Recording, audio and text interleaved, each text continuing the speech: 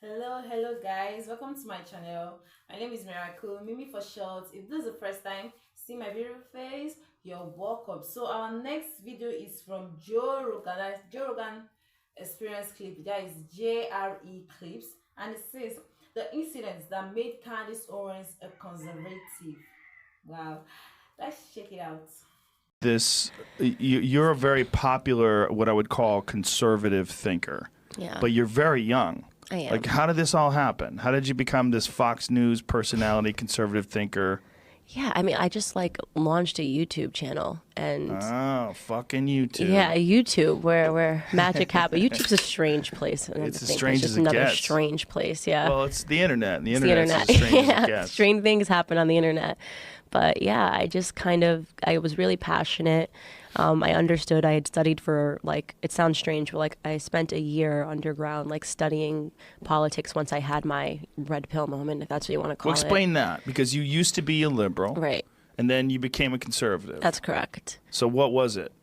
So the story really starts with high school, I guess. You know how things can happen to you in life and they don't make sense when they happen. You're like, why God me? And then you get a little older and you're like, this makes perfect sense. Right. So I was the quote unquote victim of a hate crime when I was in high school. When you say quote unquote victim, you Because I don't hate think the word you're a victim. No, I hate the word victim. And and again, I can see why early on I've sort of developed this mentality that there's no value in being a victim, and people rush to call people a victim. They rush to call somebody the aggressor. So how do you describe it? That you experienced a hate I crime? experienced something that was labeled a hate crime. I wouldn't even call it a hate crime. I think we live in a label-obsessed culture, and before we seek to understand what happened, we seek to Put it in a box. yeah, So what happened? someone has to be a demon and someone has to be an angel. Right. So what happened was I received some voicemail messages from about 4 kids, and the language was pretty strong. It was we're gonna tar and feather your family, we're gonna put a bullet in the back of your head like we did to Martin Luther King, N-word, N-word, N-word. And you received these on your phone? On my cell phone, yeah. How'd they get your phone number? Well, there was a prank phone call, so I didn't know. I was 4 male voices, and I was in high school at the time, and I was like, okay, I cannot think of 4 human beings that want me dead that would say we're gonna put a bullet in the back of your head like we did to Martin Luther King and Rosa Parks, naming Where'd you off. go to school? Where were you? What part of the country? Stanford High School in Connecticut. Okay, that's a shithole. Yeah, it's a total shithole. I hate Connecticut. Yeah, no, Connecticut's not a shithole.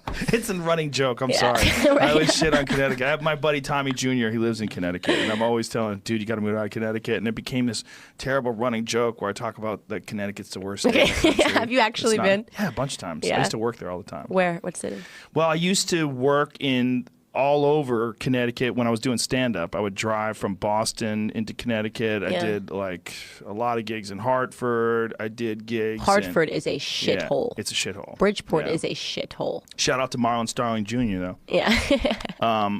He was a boxer that came out of Hartford. Yeah. Big time boxer. Marlon Starling. But when you were in high school, Right.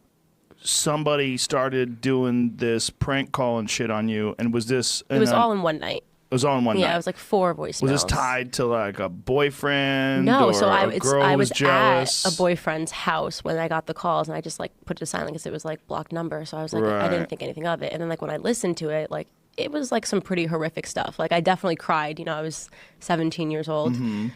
And then the next day at school, I took this philosophy class, and I don't know what the topic was. I don't know what prompted me to raise my hand and introduce what had happened last night as a segue. Maybe I just needed to get off my chest, but the teacher spazzed out and was get up, we're going to the principal's office, you have to report this.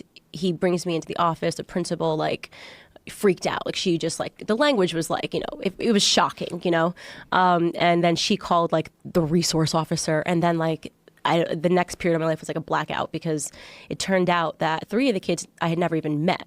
This was maybe some kids that had their first beer. One of the kids I was friends with, but we were arguing because he was upset that I was spending so much time with my boyfriend. Oh, but I didn't. that's But, what it but he's was. gay. It wasn't he just was jealous. I used to hang out with him every day. Started hanging out with my boyfriend. It was a stupid thing. Maybe he wasn't 100% gay. Yeah, no, he's 100% gay, from what I'm told. But yeah, so So then he just got petty Yeah. and jealous. and then so it was like, he here are my started it. 3 friends, and we're all going to get drunk and call this black God. girl. And it's easy to say awful things into like this. Like if you don't have to look at a human being, right. like it's easy to say awful things. But unfortunately for me, one of the people in the car happened to be the current governor of Connecticut's son. Oh. So this turned from like some kids prank called to like said some awful things to like front page of the newspaper. Throughout the entire state of Connecticut, a little bit in New York, NAACP outside of my school. It was like this situation that was talk about outrage culture, my first like introduction to outrage culture and the things that sort of formed my thoughts. Like this was a very formative experience in my life. Most of these Candace Owens stories is somehow a little bit relatable. Yeah, a little bit relatable in my life too. When I was growing up, some kids, I know you guys can see that I have big nose, yes, but some kids make fun of me, use that, say, hey, big nose, hey, Nyelzy. Like, I got different types of nickname and I was pained. Like, that singular act makes me to have a self-esteem, to have an inferiority complex on myself. I became low. I felt that I cannot do things. I felt that I cannot do things that normal teenage girls like my age were doing. I felt a lot of things, but that doesn't make me to start calling them, because I know Americans, you guys respond to yourself as racist, but here is maybe it's not really racist or tribalism, but this tribalism of the thing is not, it's not really everywhere, and it's not most commonly used, because right now people are not concerned about that. People are concerned about food to eat, food on their table, how to work together, how to make this, how to be united, and the rest of them. So me, I didn't see that as tribalism or anything, but I forgave them. At some point I started laughing with them. I said they will come in yours, I'll say, yes, how is my nose, how big is this? I started adapting to it. I started following them to make fun of the nose. Yes. Sometimes someone will say, you are beautiful. I say, with this big nose, how am I beautiful? I'm not beautiful. Please don't call me beautiful.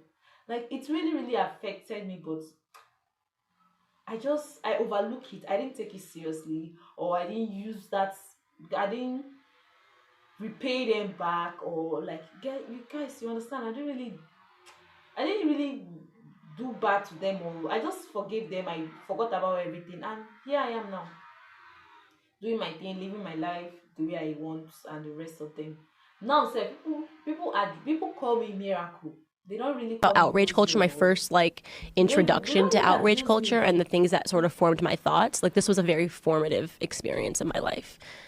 Which to me it was non-political, but it was like my life wasn't mine. Like I went from like sitting down I was watching Talladega Nights with my boyfriend to being the most discussed person in the state of Connecticut. And what was interesting about it was just that because it was the governor of Connecticut's son that was in this car, they had to get the FBI involved to determine the authenticity of the like maybe she called herself, right? He instead of just saying like, yes, it was my son, he actually let the FBI investigate for 6 weeks and waited for his son to get arrested 6 weeks later. You know what I mean? Like, did his son deny it? I just want to see if they could get away with it, because this is politics. You know what I mean? Like, can we get away with it? Is it plausible for us to get away with it? You know, so 6 weeks of the entire state.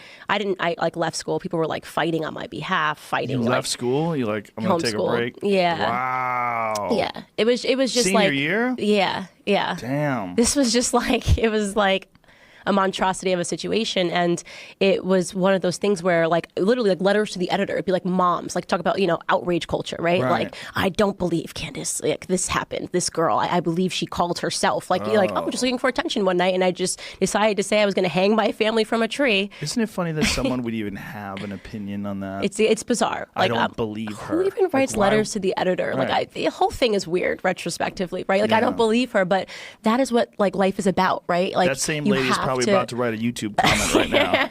I don't I believe you still don't believe her. Yeah. This is how you got on fucking Yeah, Fox News. exactly. Yeah. So it was the situation that like was just completely out of my control, and then as quick as it these kids got arrested, and then as quick as it happened, it was over for like everyone, but not for me or these kids, right? Like, so I never wanted these kids to get arrested. Like, if no one, like, this whole situation was taken out of my hands, people thought I didn't go to the police. Like, my teacher went to the police. It turned into the zoo. These kids were labeled publicly racists, right? The youngest kid in the car was 14. I'm not comfortable with ever labeling a 14-year-old racist, right? Or any of these kids racist. These are kids. And in my opinion, adults that fail to act like adults, and adults that fail to take a step back and say, okay, what would prompt these kids to do this? Why is it so easy to be mean, right? Why is it so easy nowadays for children to be mean? And no one, to me, like when I really thought about that, I went through like 5 years of like anorexia because of the situation. Because of that one call, those 4 and I was calls. the victim. Yeah. And wow. Yeah. You went through anorexia. Yeah, which is so weird now because like people that know me now are like, there's no way you never didn't eat. But I did did not eat for like 5 years. I had issues with anorexia because anorexia is a disease that genuinely is about control. It's about asserting control of your life. And I felt that I had my life was fine. And then like people took the narrative. I decided to determine what the narrative was. You're a victim, or maybe you're a liar. You know, these kids are racist. These kids are this, and just nobody really thought that like you actually ruined all of our lives, right? Like for a little bit, like these kids went on to have like DUIs and get arrested and got into drugs, and it was because of this outrage. The pressure of everything that happened. Yeah, and I was like, would have been totally cool with an apology. Like, you know what I mean? Like, sorry. Well, good for you for looking at it that way. Yeah. I mean, that's hard to do because everybody loves, when they are allowed to get outraged, everybody loves to get outraged. Obviously, what they did to you was horrible, but I think a lot of kids, especially if they're drinking, they don't even understand how stupid and gross it is what they're doing. They just know they can do it, and they get a thrill out of it. And then there's that mob mentality when there's like a bunch of people together doing the same thing. Exactly. And you ramp it up and start saying crazy shit. It's really understandable when you just like think about it as a human being and not as somebody who has to have opinion. Like you're like, hey, we're going to call this black girl, right? You've got a bunch of kids. We're going to just say mean things to her on the phone, and you don't have to look her in the face. Right? It's like if I hold up this pen and I'm like, just say mean stuff, like someone's going to get, you can say anything to this pen. So it's sort of, it was a formative experience that in retrospect, I understand has so much to do with why I am who I am. Because I hated that, like that label obsessed culture and the outrage machine. And then like, oh, okay, we're done. But like, you know, forget the people whose lives we just like. Now, do you know those people anymore? I don't. I know like the siblings of them because I was friends. Like that's the thing. Like one of the people that was involved, I was very good friends with his brother. And it's like, you're just going to tell me this kid's like a racist? Like I actually knew the kid's mother, you know, like, and nobody cared. It was just a hot story. So you think that they weren't necessarily racist, just but they were just stupid and mean and being shitty kids. And they knew that that was a way that they could scare you. Right. That they could just, and they might have been drunk, you know, like drunk. Maybe it was their first beer, right? But people can do. Well, the youngest was 14. Oh, wow. The youngest, and this person was labeled a racist. Like that's to me is like, that's harsh. Right. And people say, oh, you're too forgiving. Well, how do you not label them a racist? Because what they said was most certainly racist. Yes, the words are racist, right? Can somebody, I guess the question is, can somebody say something, say a word that is racist and not be a racist human being? Intriguing story, and it gives me a bit of more respect for her. She has every right to hold this incident against the case, like, but she did not. She just let everything go. She didn't really take it seriously, and she essentially forgave them. Wow, which is truly so good and admirable by Candace Owens. Like I truly like, guys, my respect for her was this, but now is this. I'm telling you, my respect for Candace Owens now, it's so big. Because I know there are some people that will not take it easy on those cases. I know some people that will call 911 on those cases. I know some people that will say, yeah, they are racist, they are this. But Candace Owens didn't even abuse them for one bit. She didn't even say they are racist, or she didn't even call them names. Gosh. But instead, she affirms that people can say intentionally hurtful words and stupid things sometimes without being labeled. Yes. Just like the story I just said before now. I said, people, they were insulting me, they called me names. Yes. But I didn't take it serious. I just, even though I was pained, even though I was hurt, but I didn't label them tribalism. I didn't label them wicked people. I didn't label them that they were looking down on me, or even though they looked down on me, but I didn't really label them. Yes, I did not really. I love Candace Owens for this. I just love everything about her. And like for one single moment of bad judgment. No, no, not Candace Owens. Her story is an inspirational thing. I hope everybody out there watch this clip, because this clip is truly an eye-opener to things, and for you to know Candace Owens better, and for you to know Candace Owens more. And kudos to you, to Joe Rogan. Did you see the way they were flowing? Did you see the way the two of them were talking? They were just flowing. They were going hand in hand, no arguments, nothing. They respected each other's moments. Like, Joe Rogan did so well. Like, I love the way he respects people, irrespective of their races, their culture, their beliefs and things, or their religions. He always just keep quiet, sit down, listen to them. When it's his time to talk, he'll talk. When it's not his time to talk, he will. It's just so good and interesting. Seriously, I really admire that from Joe Rogan. Let me know your thoughts in the comment section. Like, watch, and subscribe to my channel, and have a wonderful day ahead. Bye bye.